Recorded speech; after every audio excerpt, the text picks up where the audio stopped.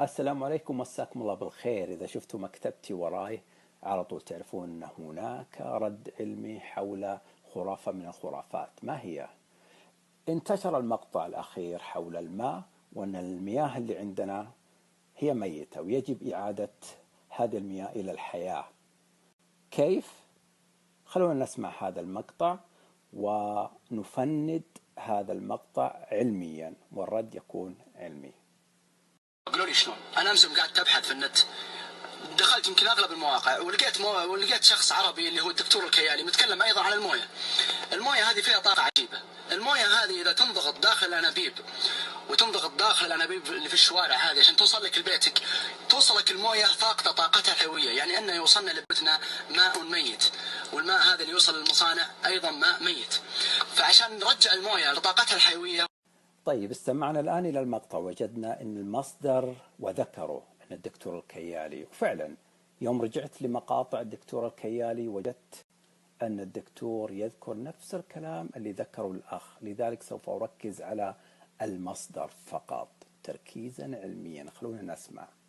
لكن كيف سنعيد إليه هذه الطاقة؟ نحن نشرب ماء ميتا، وأكثر من 70% من جسم الإنسان هو ماء، فكيف سنعيد هذه الطاقة؟ أجرينا التجارب فعلا ويعني موثقة تماما. أقرب مادة للإنسان في الطبيعة هي الفخار. نحن أبعدنا الفخار واستعملنا البلاستيك واستعملنا الفريزرات أيضا في تعبئة الماء. استمعنا للدكتور علي كيالي، وهو الوحيد والمصدر الوحيد اللي استند عليه اللي يقول إن الماء ميت. لكن من هو هذا الدكتور؟ هذا هو الدكتور علي منصور كيالي، هو مهندس معماري. زين، أنا أباكم بس تركزون في بعض الأمور اللي أبا أوريكم إياها. تقريبا 10 سنوات كان مدرس للرياضيات والفيزياء المرحلة الثانوية. 20 سنة كان مهندس استشاري لدى دائرة أملاك اليهود في حلب.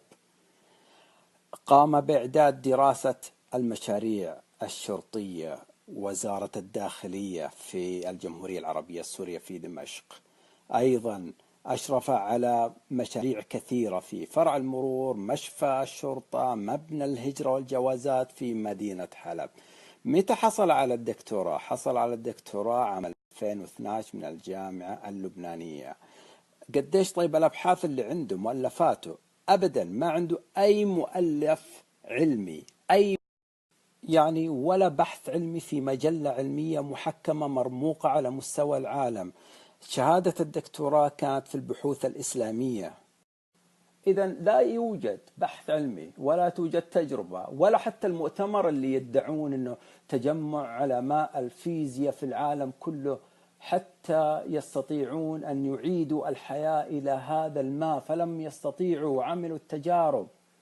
هذا كلام مضحك والله. هذه الكتب العلمية جميعها تتحدث عن الماء. لم يتم ذكر الماء ووجود الطاقة فيه تماما في أي كتاب علمي. وسبحان الله، صادفت هذا كتابي تم تأليفه العام الماضي. واحدة من الخرافات اللي أتحدث عنها أن الماء يحتوي على طاقة، وكيف أدحض أبطل الخرافة حول طاقة الماء. طيب، أنا أعشق التجربة العلمية.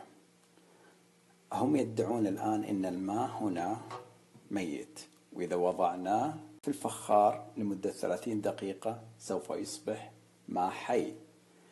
طيب، أنا عندي جهاز يقيس المواد الصلبة الذائبة مثل الأملاح والمعادن، أي شيء في الماء يقيسه. خلينا الآن نسوي التجربة العلمية هذه. نقيس نسبة اللي يسمى TDS ولا Total Dissolved Solids في الماء اللي من الحنفية هنا مقارنة بالماء في الفخار. طبعا هنا الماء له تقريبا مو 30 دقيقة، ساعة كاملة. طيب، خلونا نبدأ الآن. هذا الماء الميت. طيب، نمسكه. خلينا الآن نقيس بالجهاز. شوف كم.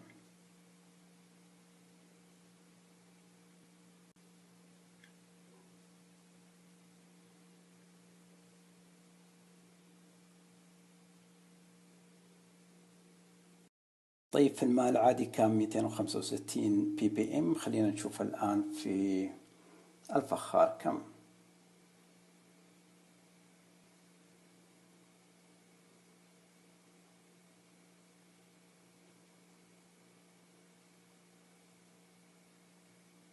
وزي ما شفتم من التجربة العلمية اللي أمامكم ما في فرق بين الماء اللي من الحنفية والماء الموجود في الفخار.